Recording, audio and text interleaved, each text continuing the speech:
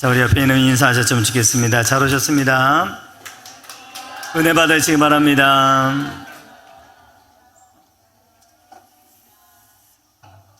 제가 서울에서 살아갈 때 한 번은 여러 교회들이 모여서 그 전도대회를 열게 됐습니다.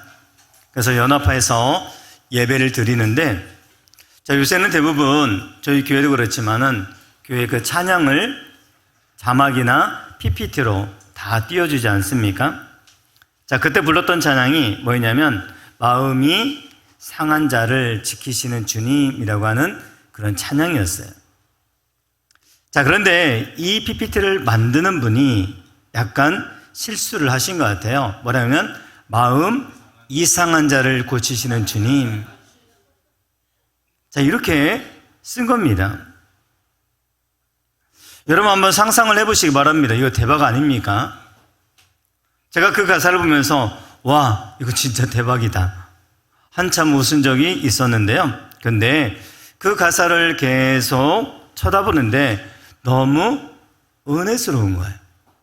자, 그렇다. 하나님은 마음이 상한 자도 고치시지만 하나님은 마음이 이상한 자도 고쳐주시는 분이시다. 할렐루야. 자, 그리고 가만히 생각해 보니까요, 정말로 교회 안에는요, 마음이 상한 자도 있고 마음이 이상한 자도 있어요. 자, 그런데 문제는 또 뭐냐면 마음이 상한 자보다 마음이 이상한 자가 무려 3배나 더 많더라는 거예요. 자, 이건 제 말이 아닙니다. 오늘 성경에 보니까 무려 4가지의 마음에 대해서 지금 예수님이 말씀해 주고 계시지 않습니까? 자, 그런데 4가지 중에 3가지가 이상한 마음이라는 거예요. 말씀이 들어가지 않는 굳은 마음, 길가와 같은 마음. 얼마나 달고 달았는지 말씀이 들어가지 않아요. 말씀을 기쁨으로 잠깐 받았으나 뿌리가 없어서 오래 견디지 못하고 환난이나 박해가 닥치면 금방 죽어버리고 마는 열매 맺지 못하는 돌짝 같은 마음도 있더라는 거죠. 자, 이 역시도 이상한 마음입니다. 세상의 염려와 재물의 유혹에 막혀가지고 결실하지 못하는 가시밭 같은 마음도 역시 이상한 마음 아닙니까? 정말 이상한 마음들이 더 많더라는 거예요. 자, 이 시간에 하나님 앞에 예배하고 하나님의 말씀이 선포될 때 마음이 상한 자도 고침받고 또한 마음이 이상한 자도 고침받기를 예수님의 이름으로 축원을 드립니다. 더불어 육체가 병든 자들도 예배를 드리는 가운데 고침받는 은혜가 있기를 주의 이름으로 축원을 드립니다. 자, 오늘 본문을 보니까 예수님의 말씀을 드리려고 많은 사람들이 예수님 주변으로 몰려드는 것을 볼 수가 있습니다. 특별히 우리 교회 성도님들은 늘 말씀을 사모하는 마음으로 하나님의 말씀 앞에 서게 되어지는 줄 믿습니다. 자, 그런데 오늘 본문 1절, 2절을 보시면 이렇게 시작을 하고 있어요. 그날. 자, 여기서 말하는 그날은 어디와 연결되는 말씀일까 할 때 12장과 연결이 되고 있는 겁니다. 자, 그러면 그날이 어떤 날입니까? 장날입니까? 자, 그날은 어떤 날이냐면 당시 종교 지도자들이었던 서기관들과 바리새인들이 예수님께 계속 문제를 제기하면서 트집을 잡으려고 하는 거예요. 자, 심지어는 마음이 완악해져 가지고 어떻게 하면 예수님을 죽일까 의논하고 있을 그런 상황. 그러니까 이 사람들은 예수님 앞에 나오는 이유가 딱 한 가지입니다. 트집 잡고 그 완악한 마음을 가지고 예수님에게 무엇인가를 채 잡으려고 하는 마음을 가지고 예수님 앞에 나오는 거죠. 또 다른 편에서는 주님의 말씀을 사모해서 말씀을 들으려고 수많은 사람들이 그 주님의 주변에 몰려들고 있는 일들이 벌어지고 있는 겁니다. 자, 이 일이 동시에 일어난 겁니다. 이 말씀을 쉽게 표현해 보면 2가지의 양상 아닙니까? 하나님을 믿는다고 하면서도 자신의 신념과 자신들이 추구하는 율법을 지키지 않으면 그 사람들을 정죄하고 판단하고 그리고 심지어는 그것으로 인해서 죽이려고까지 하는 그 지도자들, 자, 그들이 지금 예수님 주변으로 슬금슬금 몰려들고 있는 겁니다. 이 사람들은요, 예수님의 말씀과 전혀 상관이 없는 사람들입니다. 자, 그와는 반대로 늘 말씀을 가장 우선순위에 두고 주님의 말씀을 사모하며 그 말씀을 들으려고 예수님 곁으로 몰려드는 사람들이 있더라는 거죠. 자, 그러면 여러분들은 어느 쪽에 속한 사람들입니까? 책 잡으려고 무엇인가를 좋지 않은 것들을 잡아내려고, 아니면 말씀을 사모하면서 주의 성전 가운데 나온 자들입니까? 자, 여러분들은 당연히 후자인 줄 믿습니다. 아니신가 보네. 심각한데. 자, 여러분 당연히 후자인 줄 믿습니다. 자, 그래서 여러분들은 하나님의 말씀을 사모해서 이 자리에 나온 줄 믿습니다. 자, 오늘 본문의 상황을 한번 상상해 보는데요, 이 상황을 보면 꼭 오늘날 우리가 살아가고 있는 이 시대의 모습과 너무나 똑같은 것을 발견하기 때문에 제 마음에 감동이 오는 겁니다. 한편에선 종교 지도자들이 잘못되어진 신념을 가지고 교회와 기독교를 잘못 인도해 가다 보니까 교회가 세상으로부터 손가락질도 당하고 또 교회에 안티가 다시 한번 들어오기도 하고 교회가 거룩한 하나님의 공동체다라고 하는 공신력이 잃어버리기도 하더라는 거죠. 즉 하나님의 말씀과 상관없이 삶을 살아가는 자들로 인해서 계속 세상 가운데 손가락질과 공신력이 잃어버리고 있는 상황이더라는 겁니다. 자, 그러다 보니 교회에 대한 이런저런 쓴소리를 던지기도 하고요, 심지어는 어떤 사람들은 공공연히 이 한국교회는 다시 제2의 종교개혁이 필요하다, 이렇게 할 정도로 영적인 암흑기다라고도 이야기하고도 있더라는 거죠. 자, 그러나 이런 상황이 있음에도 불구하고 여전히 하나님의 말씀을 사모하고 주님의 말씀에 목말라 하는 성도들이 너무나 많더라는 것입니다. 여전히 하나님 말씀 앞에, 진리 앞에 서려는 분들이 아직도 많고 그 말씀대로 살려고 몸부림치는 사람들도 여전히 있더라는 거예요. 자, 이런 모습들을 보면서 당시의 상황과 오늘날의 상황이 너무나 비슷한 것 아닙니까?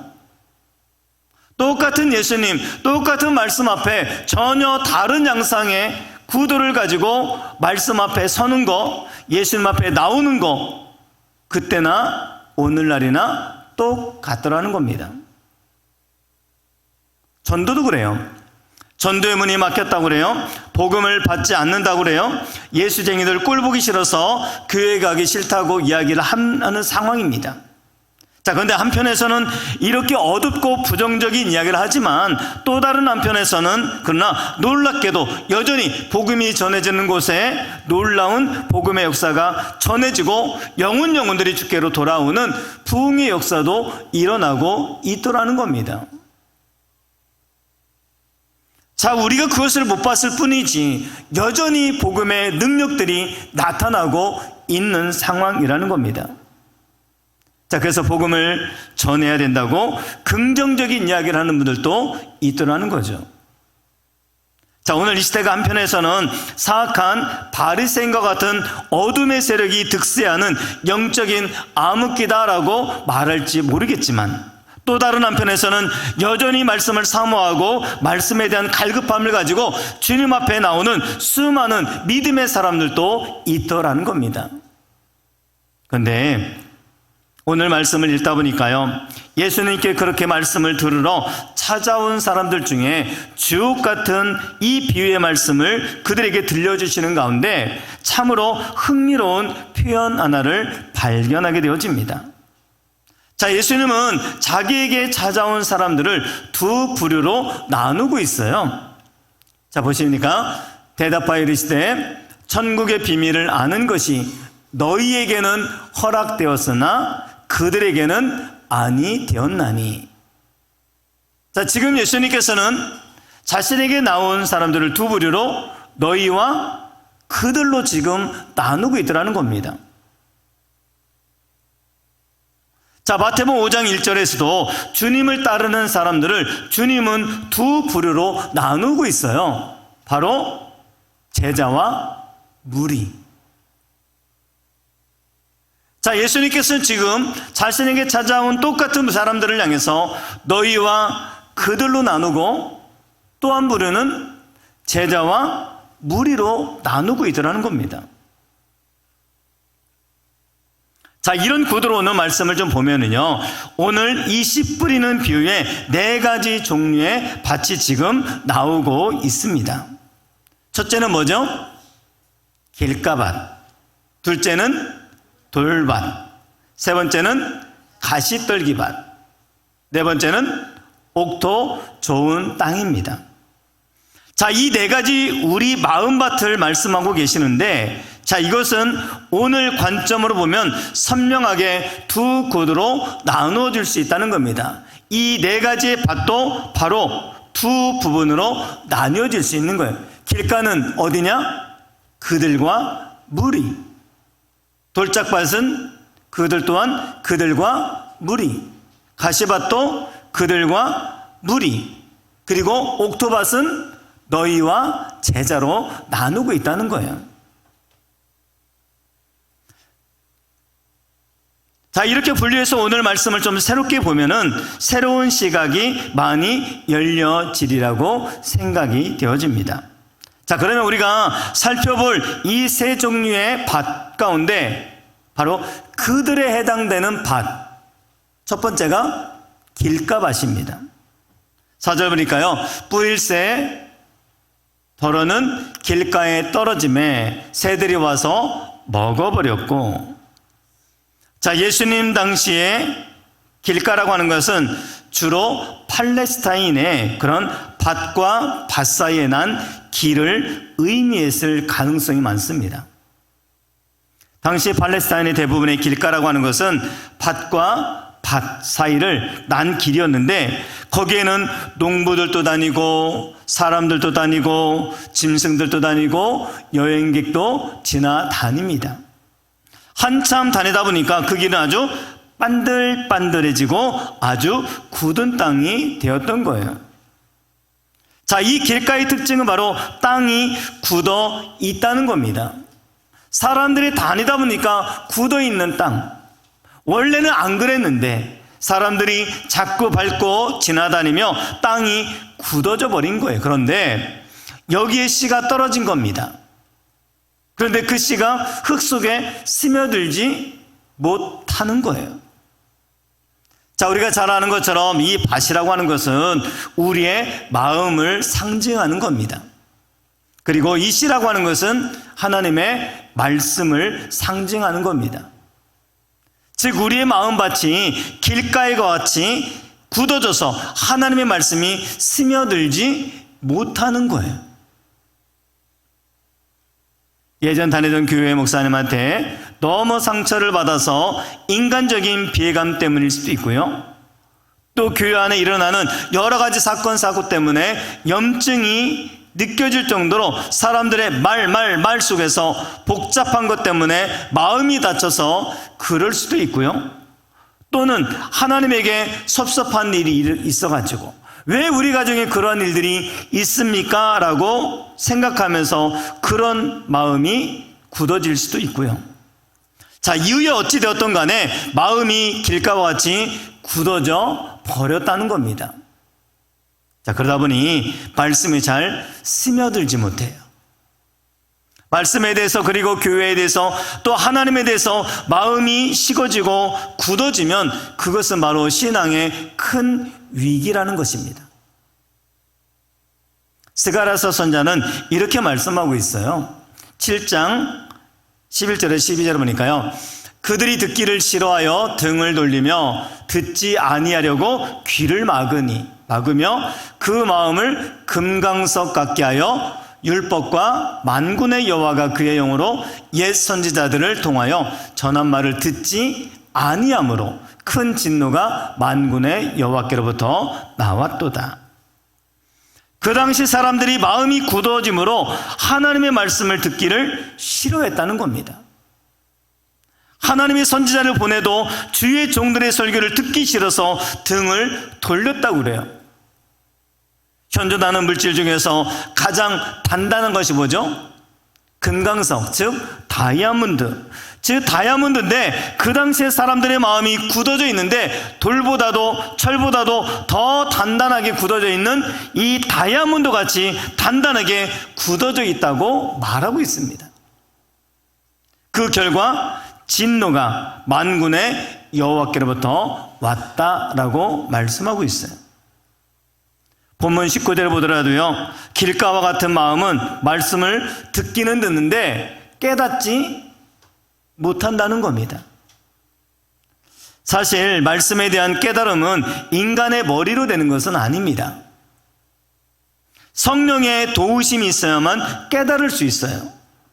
그런데 마음이 굳어져 있기 때문에 그 마음에 하나님의 진동, 하나님의 감동, 성령의 감동이 느껴지지 않는 겁니다. 그리고 깨닫지 못하면 결국은 악한 자가 그 말씀을 빼앗아가 버리고 말아요. 그래서 길가에 떨어진 씨앗은 새들이 와서 다 먹어 버린다고 말씀하고 있는 겁니다. 결국 들은 말씀이 그 사람에게는 하나도 유익이 되지 못하는 거예요.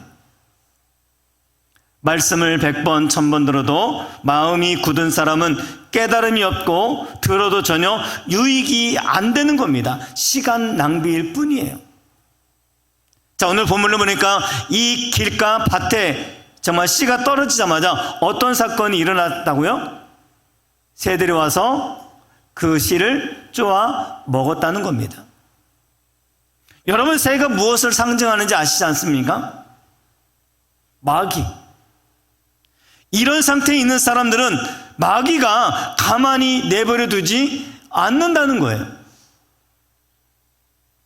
교회에서 좀 상처를 받고 사람들에게서 받은 상처를 그대로 방치해 놓는 거죠. 자, 새들이 와서 그 씨앗을 먹어버리는 것처럼 그 마음에 마귀가 찾아와서 그 마음에 완악한 마음을 심어주는 겁니다. 자, 오늘 본문에 나오고 있는 바리새인들과 서기관들이 바로 그 길가와 같은 마음의 맛을 가진 자들이다라고 말씀하고 있습니다. 자, 그런가 하면 두 번째 밭이 어디입니까? 바로 돌밭입니다. 돌밭. 옛날 성경에는 돌짝밭으로 되어 있어요. 자, 5절 6절 보니까 더러는 흙이 얕은 돌밭에 떨어짐에 흙이 깊지 아니하므로. 자, 이 돌밭이라고 하는 것은요, 토양 자체가 뿌리 내리기 어려운 토양입니다. 겉모양은 흙인데 조금만 더 파고 들어가 보게 되면요, 그 밑에 돌, 바위 같은 것들이 막혀 있는 거죠. 자, 이스라엘에 가면 정말 돌밭이 많다고 합니다. 자, 그러면 이 돌밭의 특징이 뭐냐? 깊이가 없어요. 깊이가 없어요. 깊이가 없으니까 씨가 뿌려지지만 열매를 맺지 못하는 그런 일들이 아주 많이 일어날 수 있더라는 겁니다. 자, 그래도 이 돌밭은요, 길가의 밭보다는 상태가 조금 낫습니다. 씨앗이 심겨지기는 해요. 들어가기는 해요. 그런데 뭐가 문제냐? 뿌리를 내리지는 못하더라는 겁니다. 마가복음에서는 이 돌밭에 대해서 표현할 때 이들은 말씀을 들을 때 어떻게 받았다고 말하고 있냐면 바로 기쁨으로 받는다고 합니다. 그러니까 예비하면서 하나님 말씀을 들을 때 기쁨으로, 감사함으로 받아요. 하나님 말씀을 들을 때 아멘, 할렐루야도 합니다. 자, 그러나 인내심이 부족해요. 오래 가지 못해요. 이런 부류의 사람들은 누구를 말하는 것입니까? 이런 분들은 말씀을 들으러 교회에 오기는 옵니다. 그러면서 실제로 은혜를 받기는 합니다. 감동도 있습니다. 마음의 뜨거움도 있습니다. 맞아, 말씀에 동의하고 아멘하고 똑같이 웃기도 하고 어떤 때는 은혜를 받아서 울기도 하고, 그리고 나름 은혜 받았다고 해서 나중에 간증도 할 수도 있습니다. 그러나 뿌리가 얕다 보니까 오래가지를 못하더라는 거죠. 세상에 살아가다가 난관에 부닥치고 어떤 어려운 문제에 부딪히게 되면 해가 뜨면 금방 정말 타들어가는 씨앗처럼 그런 상태가 되고 말더라는 겁니다. 그러다 보니 무슨 힘든 일에 부딪히기만 하면 말씀을 버리고 세상으로 돌아가고 교회를 떠나는 일들이 일어나고 있는 거예요. 교회를 떠나가는 대부분의 사람들이 이 돌밭과 같은 불의의 사람들이라는 겁니다. 아니, 떠나가는 사람들은 차차 하고서라도 우리 한국교회, 특별히 한마음교회에 가장 많은 불의의 사람들이 어떤 불의의 사람들일까? 이 돌밭과 같은 사람들이 많다는 거예요. 여러분, 하나님의 말씀을 받으면 문제가 없이 늘 만사 형통하는 것이 아닙니다. 하나님을 믿어도 여전히 문제 속에 살아가는 것이 우리의 인생이에요. 신앙의 뿌리가 깊은 사람들은 문제가 와도 고통스러워 흔들리기는 하지만 타서 말라 죽지는 않습니다. 신앙의 뿌리가 깊지 못한 사람은 문제를 만나면 신앙이 흔들리는 정도가 아니라 타서 아예 말라 죽고 마는 거예요. 자, 그런가 하면 세 번째로 뭐예요? 바로 가시떨기밭입니다. 자, 7절에 보니까 덜어는 가시떨기 위에 떨어짐에, 가시떨기밭과 같은 경우는 앞에 두 경우와는 상당히 깊이 뿌리 내린 상황입니다. 그런데 환경이 좋지 않아요. 자, 7절에 보니까 다시 한번 가시가 자라서 기운을 막았다라고 이야기합니다. 기운을 막았다고 하는 것은요, 숨을 쉬지 못할 정도로 질식된다라는 의미가 가지고 있어요. 이 가시떨기에 떨어진 그 씨, 무엇을 의미할까요? 하나님의 말씀입니다. 그런데 그 말씀을 가지고 살아가는 우리 성도들이 숨이 질식당할 정도의 상황이라는 겁니다. 길가와 돌밭은 자기 내부의 문제라고 한다면, 이 가시떨기밭은 외부 환경 때문에 잘 넘어지는 사람을 말하는 겁니다.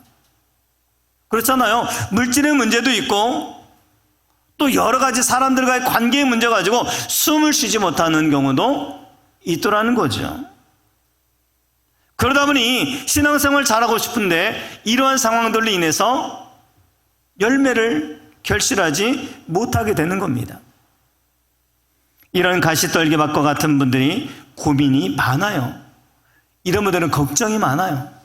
세상 근심 걱정이 많더라는 거죠. 자, 마가복음에서는 성경이 이러한 사람을 대표적으로 한 청년의 얘기를 들려주고 있습니다.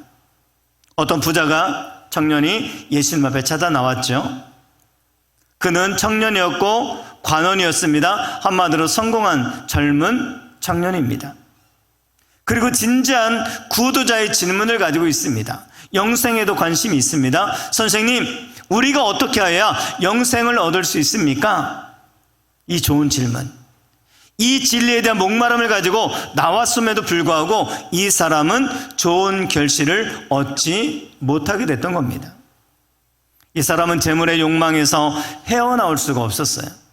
물질이 예수님에 대한 관심보다, 영적인 관심보다 훨씬 더 많은 사람이었습니다. 이것이 신앙의 길을 가로막을 것이라는 것을 주님은 알았어요. 그래서 그 청년에게 이렇게 도전하십니다. 너의 재물을 팔아 가난한 자들에게 나눠줘라. 그렇고야 하고 나를 쫓을 수 있겠느냐? 성경은 이렇게 말합니다. 이 청년이 재물이 많은 고로 심히 근심하며 떠나갔다라고 이야기합니다. 결국 재물에 대한 욕심을 그 사람은 이길 수가 없었던 거예요. 재물이 그의 신이었던 겁니다. 바로 이 가시떨기 마음밭을 가지고 있던 사람이 바로 이 청년이라는 사실입니다. 주님께서 이 세 종류의 사람들, 길가밭, 돌짝밭, 가시떨기밭, 이것들을 뭉쳐서 설명할 때 이들 모두가 다 뭐라면 그들, 무리, 비, 옥토밭이라고 나누어주고 있다는 거죠. 자, 그리고 마지막에 한 부류의 밭이 나오죠. 바로 네 번째는 좋은 땅, 옥토밭입니다. 8절에 보니까 더러는 좋은 땅에 떨어짐에 어떤 것은 100배, 어떤 것은 60배, 어떤 것은 30배 결실을 하였느니라. 예전에 어떤 분이 그러시더라고요. 목사님, 아니 목사님은 성경에 보니까 30배, 60배, 100배를 얘기하는데 목사님 맨날 100배, 60배, 30배로 그렇게 이야기하십니까? 제가 없는 걸 하겠습니까? 마태복음에는 100배, 60배, 30배로 이야기하고 있어요. 그러면 30배부터 왜 이렇게 시작할까? 기본을 좀 나는 높이자. 기본이 뭐예요? 100배. 최고 못해도 어떻게 해요? 30배. 자, 그럼 30배에서부터 시작하면 어떻게 됩니까? 그냥 못해도 어떻게 해요? 30배. 잘해도 100배. 기본을 좀 높여서 시작하자는 거죠. 그래서 저는 무조건 100배, 60배, 30배로 이야기를 합니다. 아멘. 자, 이거는 제 사담이고, 자, 그런데 여기서 좋은 땅, 옥토라는 거죠. 오늘 주님께서 여러분과 이 세상 사람들을 두 부류로 분류한다면 제자와 무리, 너희와 그들, 그 다음에 옥토와 비옥토로 나눌 수가 있는 겁니다. 자, 그러면 여러분들은 어디에 해당되는지 깊이 한번 생각하는 시간을 갖게 되기 바랍니다. 궁금하지 않으세요? 자기 자신이 제자인지 무리인지, 자기 자신이 과연 너희에 해당되는 사람인지 아니면 그들에 해당되는 사람인지, 그리고 나는 비옥토에 해당되는 사람인지 아니면 옥토에 해당되는 좋은 땅인지 어떠십니까? 자, 그러면 이거를 명확하게 구분할 수 있는 잣대가 있습니다. 내가 어디에 소속이 되어 있는지 이거를 착 잣대만 대보면 그거를 알 수가 있어요. 그 말씀의 잣대가 뭐냐면 첫 번째는 말씀을 받아들이는 태도라고 하는 잣대입니다. 자, 13절부터 보시기 바랍니다. 그러므로 그들에게 비유로 말하는 것은 그들이 보아도 보지 못하며 들어도 듣지 못하며 깨닫지 못함이니라. 이사야의 예언이 그들에게 이루어졌으니 일러스되 너희가 듣기는 들어도 깨닫지 못할 것이요 보기는 보아도 알지 못하리라. 계속 반복되는 게 뭐예요? 깨닫지 못하고 알지 못한다. 15절에도 마찬가지입니다. 자, 이들이 뭐냐면 그들로 표현되어지는 이분들의 특징이 뭐예요? 이겁니다. 그들은 말씀에 수용성이 없어요. 즉 말씀을 받아들이지 못한다는 겁니다. 왜요? 귀가 열려 있지 않아요. 왜요? 눈이 열려 있지 않아요. 그래서 이분들은 말씀을 받아들이지 못해도 말씀이 들려지지 않아도 조금도 불편하지 않는 특징을 가지고 있어요. 예배에 와도 하나님 말씀 듣지 않고 한 시간 내내 앉아 있어도 말씀과 상관없이 삶을 사는 것 아무런 불편함이 없는 그러한 삶을 살아가고 있더라는 거죠. 왜 그래요? 말씀이 내게 들어오지 않고 내가 그걸 받아들이지 못하기 때문이라는 겁니다. 미군 부대가 있는 경상도 어느 마을에서 있었던 일이에요. 새벽 기도를 마치신 할머니가 이제 집으로 돌아가시기 위해서 버스를 기다리고 있습니다. 자, 그런데 이 미군들이 자주 다니다 보니까 미군들이 이 할머니를 여러 번 뵌 거예요. 그래서 어떻게 이야기합니까?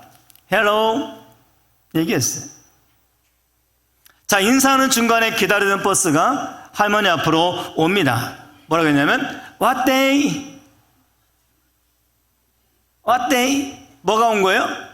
버스가 온 거예요. What day? 자, 근데 미군은 이걸 어떻게 들었을까요? What day? 오늘이 무슨 날이에요? 이렇게 들은 거예요. 그래서 미군은 Monday. 자, 그런데 Monday 하니까 할머니는 이걸 어떻게 들었냐면 그게 Monday. 이렇게 들은 겁니다. 그래서 뭐라고 말했냐면 버스데이. 저게 뭐예요? 버스라는 거죠. 그런데 미군은 어떻게 듣습니까? 버스데이. 생일로 딱 받아들인 거예요. 그래서 미군은 이 할머니에게 뭐라고 했냐면 해피 버스데이 한 거예요.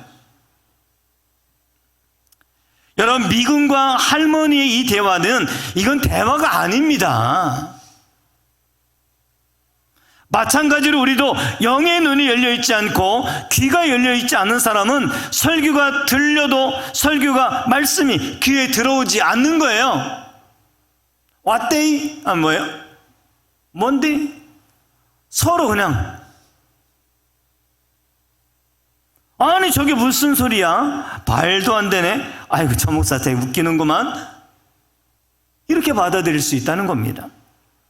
자, 이런 분들이 바로 누구예요? 그들 무리라는 겁니다.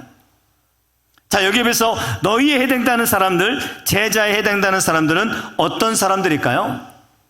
우리 같이 한번 읽어볼까요? 시작. 그러나 너희 눈은 봄으로 너희 귀는 들음으로 복이 있도다. 어떻게 한다고요? 보고 듣는다는 거예요. 계속해서 이어서 보고 듣고 얘기를 이야기하고 있는 겁니다. 반면에 너희의 특징이 뭐라고요? 제자의 특징이 뭐라고요? 말씀에 대해서 수용성이 있는 사람이라는 거예요. 말씀을 듣고 말씀을 볼 수 있는 영안이 열려져 있더라는 겁니다. 전 여러분이 영적으로 귀가 열려져서 하나님의 말씀이 들려지는 은혜가 있기 바랍니다. 말씀에 집중하시기 바랍니다. 여러분의 영안을 열어 하나님의 말씀을 바라보고 목도하는 은혜가 있게 되기를 바랍니다. 그러면 여러분들은 그들이 아니라 너희가 되고 여러분들은 무리가 아니라 제자가 될 수 있다는 겁니다. 내 마음밭은 비옥토가 아니라 옥토가 될 수 있다는 사실이에요. 첫 번째 잣대가 뭐라고요? 말씀에 대한 수용성, 받아들인 것. 자, 두 번째 잣대를 말씀드립니다. 자, 그러면 그 말씀을 들었다고 한다면 바로 이것이 어디로 가야 되냐면 열매 맺는 삶으로 이어져 가야 된다는 거예요. 열매 맺는 삶으로 이어지고 있느냐. 열매가 그 잣대가 된다는 겁니다. 옥토만이 100배, 60배, 30배 결실을 맺었다는 거예요. 오늘 이 씨 뿌리는 비유를 마태복음만이 아니고 마가복음, 누가복음에서도 똑같이 기록을 하고 있습니다. 그런데 그 결론이 조금씩 다르게 표현되어지고 있습니다. 먼저 마태복음에서는요, 말씀을 듣고 깨달을 때 100배, 60배, 30배의 결실을 맺는다고 그래요. 자, 그리고 마가복음에서는 말씀을 듣고 받을 때 30배, 60배, 100배의 결실을 맺는다고 그래요. 자, 그런데 누가복음에서는 좋은 땅에 있다는 것은 착하고 좋은 마음으로 말씀을 듣고 지키어 인내로 결실하는 자니라. 같은 사건을 왼쪽에서 보고 오른쪽에서 보고 위에서 봐서 이것이 바로 공관복음을 형성한다면 이 씨 뿌리는 비유를 종합적으로 딱 분석을 한다면 이런 결론이 나옵니다. 누가 좋은 땅입니까? 누가 제자에 해당되는 사람입니까? 누가 주님이 말씀하시는 너희에 해당되는 사람입니까? 누굴까요? 바로 말씀의 수용성이 있는 사람. 그래서 여러분 말씀 잘 들으시기 바랍니다. 눈도 펄쩍 뜨시고 귀도 활짝 여시고 들으셔야 돼요. 자, 그러면 두 번째는 이 말씀을 받을 뿐만 아니라 그 말씀을 지키려고 애쓰며 몸부림이 있는 사람이 바로 너희고 제자고 좋은 땅이라는 겁니다. 마태복음 28장 20절이 그것을 분명하게 잘 말해주고 있어요. 가르쳐 지키게 하라. 가르쳐 지키게 하라. 그냥 듣는 것으로만 족한 것이 아니라 뭐예요? 지켜내야 된다는 거예요. 예배를 드린 것만이 다했다가 의무를 다했다가 아니라 예배자의 삶으로 살아내야 된다는 겁니다. 이것이 바로 주님이 원하시는 좋은 땅이고 제자고 너희의 해당이 되는 것입니다. 말씀 받으셨습니까? 그것을 지키려고 노력하는 자리까지 나아가는 분이 바로 옥토, 즉 좋은 땅이라는 겁니다. 지적인 호기심을 채워주는 무슨 성경 공부를 잘하는 그런 사람이 좋은 땅이 아니에요. 성경에 많은 지식을 가지고 있다고 좋은 땅이 아니에요. 기도 많이 한다고 좋은 땅이 아니에요. 여러분이 설교를 듣고 성경을 배우고 예배를 드리고 기도를 했다면 그 말씀을 가지고 지키는 자리까지 가는 사람, 이런 사람이 열매를 맺는다라는 것입니다. 여러분이 씨 뿌리는 비유를 가만히 들여다보면 참 묘한 생각을 많이 해보았습니다. 확률로 보면은 이 옥토밭은 다른 옥토에 비해서 몇 프로예요? 25%밖에 안 돼요. 주님이 설명하시는 것은 대부분이 비옥토밭에 대한 설명을 훨씬 더 많이 하고 있습니다. 그에 비해서 옥토에 대한 밭에 대한 설명은 딱 한 줄밖에 나와 있지 않아요. 이게 무엇을 의미하는 것일까요? 예수님의 관심은 어디에 있는 걸까요? 오늘 현실적으로 이 놀라운 진리, 이 복음의 말씀을 듣고 마음을 여는 사람은 얼마밖에 안 된다고요? 25%밖에 안 된다는 거예요. 이걸 좀 심하게 적용을 해보자면 심지어는 오늘 보면은 그것을 말하고 있지는 않습니다만, 죄송한 표현이지만 우리가 함께 신앙생활하고 함께 예배하러 오신 여러 성도님들 가운데 75%는 옥토가 아닐 수 있다는 겁니다. 즉 그들이고 물이고 비옥토일 수 있다는 거예요. 그러면 25%만이 너희고 제자고 그 다음에 좋은 땅일 수 있다는 겁니다. 자, 그런데 이 25%만이 100배요 60배요 30배의 결실을 맺고 있게 된다는 겁니다. 그렇다면 여러분 어디에 해당되십니까? 오늘 시대를 바라보면 75%가 장악한 시대 아닙니까? 오늘 이 시대는 예수 믿는 사람들이 욕을 먹을 수밖에 없어요. 똑같이 여기 와서 예배를 드리고 이력서에 종교란에 기독교라고 쓰고는 있지만 75%의 사람들은 말씀을 듣고 순종하고 지키고 그리스도인으로 살려고 애쓰지 않는 사람들이기 때문에 그로 인해서 교회는 욕을 먹을 수밖에 없다는 사실입니다. 더 놀라운 것은 그럼에도 불구하고 새벽마다 수요 예배마다 금요 기도회 때마다 하나님 앞에 무릎 꿇는 소수의 이 상징적인 25%로 말미암아 교회는 유지되고 교회는 부흥하고 교회는 성장해 가고 있다는 사실입니다. 그렇다면 과연 여러분은 지금 어디에 해당되는 분들이십니까? 한번 따라서 볼까요? 나는 25%에 속하겠습니다. 경쟁률 치열합니다. 25%에 들어가셔야 돼요. 말씀을 마칩니다. 여러분, 여러 금광에서 원석을 캐낸다고 할 때 원석에서 금을 얻는데 원석에는 금이 많을까요? 아니면 돌이나 흙이 더 많을까요? 질문 하나마나 당연히 돌이나 흙이 더 많겠죠. 제가 설교를 하는데 제 설교에 돌이나 흙이 많을까요? 아니면 금이 더 많을까요? 설교는 하나님의 말씀을 사람의 언어로 담아내는 겁니다. 그래서 목사의 설교에는 돌도 있고 흙도 있고 금도 있어요.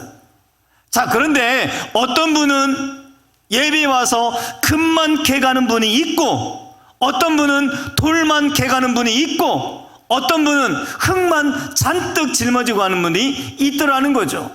그래서 하는 말이, 에이, 이곳에는 금이 하나도 없네. 금 캐가는 사람은 누굽니까? 여러분, 좋은 밭이 돼서 금을 캐내는 성도들이 다 되시기 바랍니다. 물론 흙도 돌도 나올 수 있어요.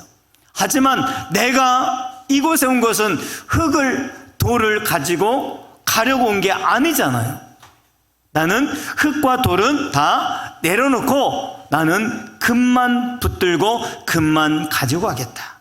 그리고 금을 캐겠다. 이런 자세와 태도가 하나님의 말씀에 대해서 우리가 집중할 수 있고, 또 그 말씀을 받을 때 내가 금으로 만들어내게 되어질 줄 믿습니다. 자, 그렇다면 여러분, 마음이 굳어졌다면 마음을 뒤집어서 부드러운 마음이 되게 하십시오. 내가 다짐한다고 되는 것이 아니라 성령께서 도와주셔야 됩니다. 그리고 말씀을 잘 듣고 성령의 도우심 속에서 말씀이 깨달아지고 순종함으로 풍성한 열매 맺는 저와 여러분 되기를 주의 이름으로 축원을 드립니다. 다시 한번 따라서 하시기 바랍니다. 나는 25%가 되겠습니다. 옆에 있는 분을 향해서 당신도 25%가 되시기 바랍니다.